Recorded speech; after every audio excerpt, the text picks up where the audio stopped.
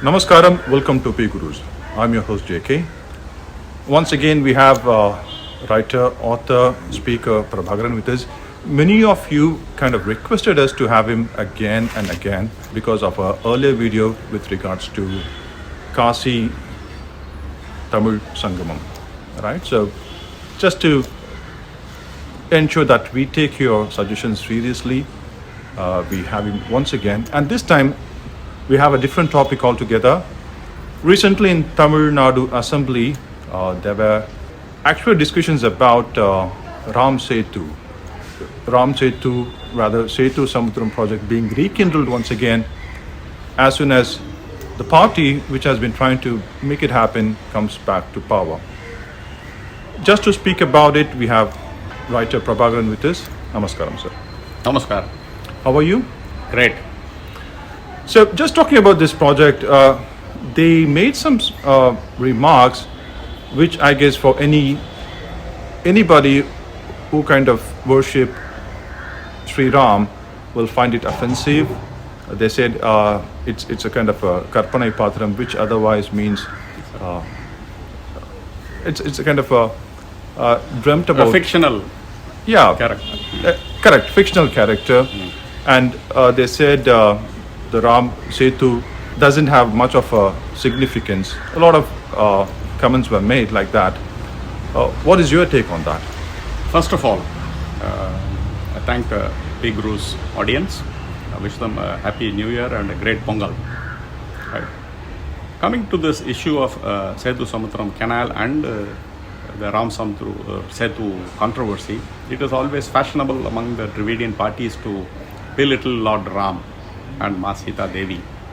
So they always, at the drop of the head, every drop of the head, they want to insult all our value system, Hindu value systems, particularly our mythology. This apart, there was also a question raised in the parliament whether Ram Setu was a man-made structure or is it a natural phenomenon. Are there any scientific evidences to that?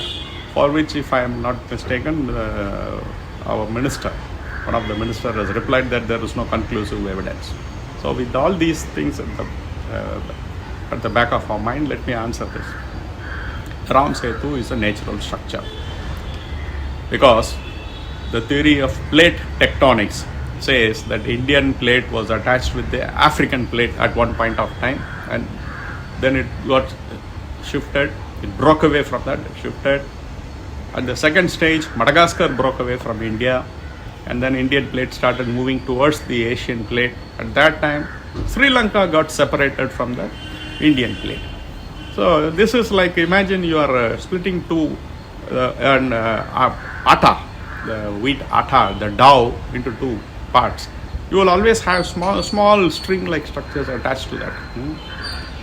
So similarly, whenever there is a separation, the plate separation, there could be a small here and there clusters of land masses.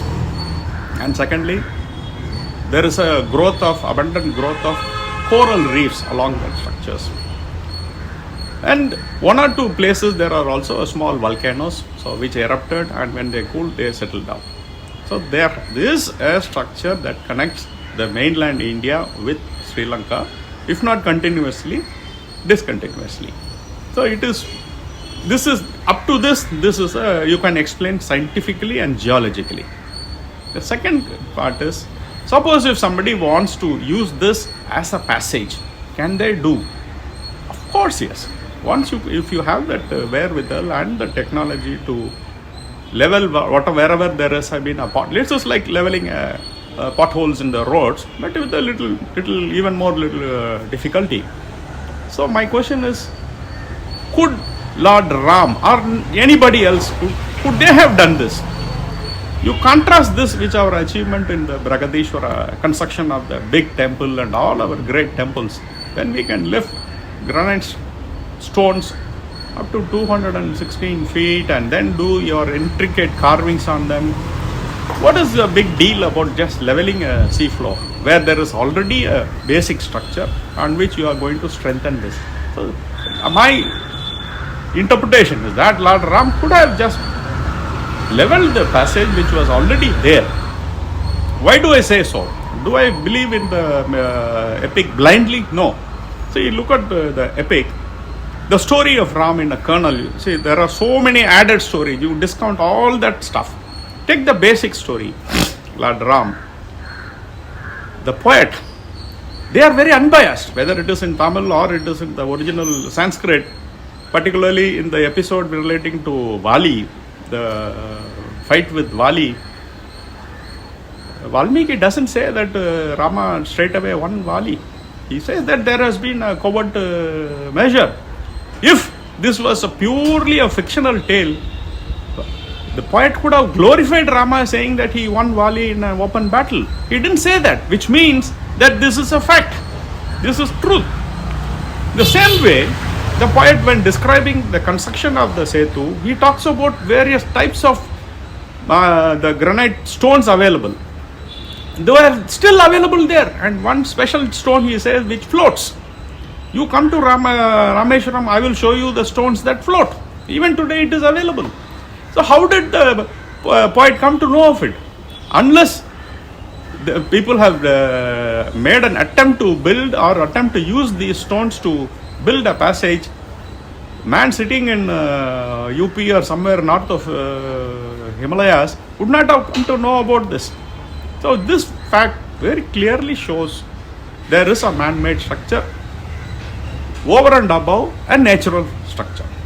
So this is Ram Setu, according to me.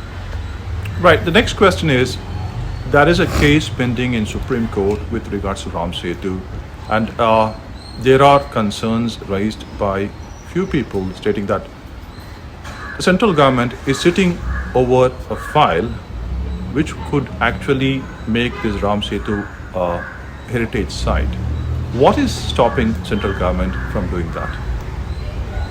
Maybe they do not know that there is a man-made structure that is available there, or they do not want to disturb a hornet's nest. And also here I wanted to add one more thing.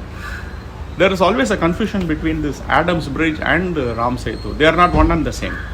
This from the coastline, baseline, there is a finger-like structure which leads all the way up to Sri Lanka. This entire structure is called Adams Bridge. But the portion of the Adams Bridge from Rameshwaram to Sri Lanka, that alone is called Ram Setu. So the rest was easily used as a passage for a long time, until very recently, until 70 years ago. Only that last portion, which is considered as sacred, that was not used because that was damaged in so many the geological period. So this is a clarity. When you take the alignment, the Vajpayee government said, you take the, when I say alignment, you're just cutting across this Adams Bridge from the north-south direction. Leave this Ram Setu, and the rest of, which is the biggest portion, you can take a cut of the chunk wherever you want. This was ignored by the second report, which was done by the UPA government under Prime Minister Manmohan Singh. So that is when they went to the court. And the court, they gave a stay on technical grounds, not on the merits of your faith or on the basis of the viability of the project, or that some legal technicality that it was some state government or other things were not consulted. This is a part. So you are coming back to your question of why it was not declared as a heritage site. It can be declared at any day. Better late than never.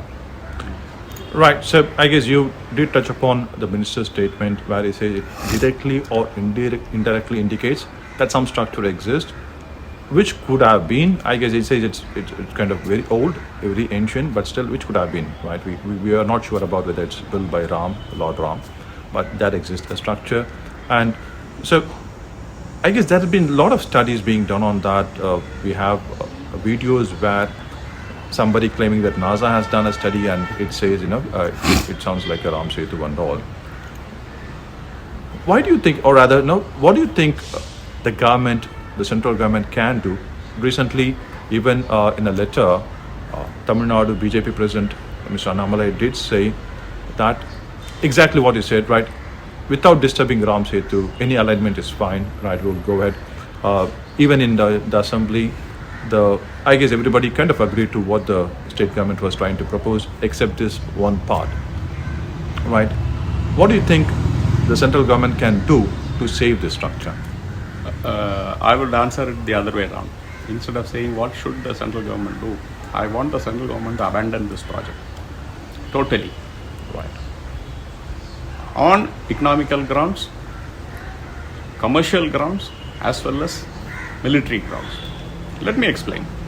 You take the Suez Canal.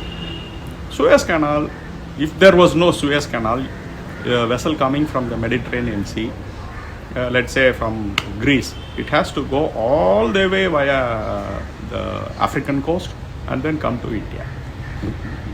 This is how the Britishers were coming to India before the Suez Canal. So Suez Canal saves 6,000 nautical miles in distance and about 29 days of earlier vessels' speed compared to. Today it may be around 20 days. So this is a huge saving. So is the case with Panama Canal. It saves the botheration of going all around the South American coast. But here, the total distance that you are, extra distance that you are covering is just 192 nautical miles. This is a negligible distance for a ocean liner which is going from, say, Asia to US East Coast or West Coast. Compared to the 10,000 kilometers, this 192 kilometers is nothing. Let's say, theoretically there is an argument saying, oh, if you cut across this, you may travel faster. Yes, it appears to be so.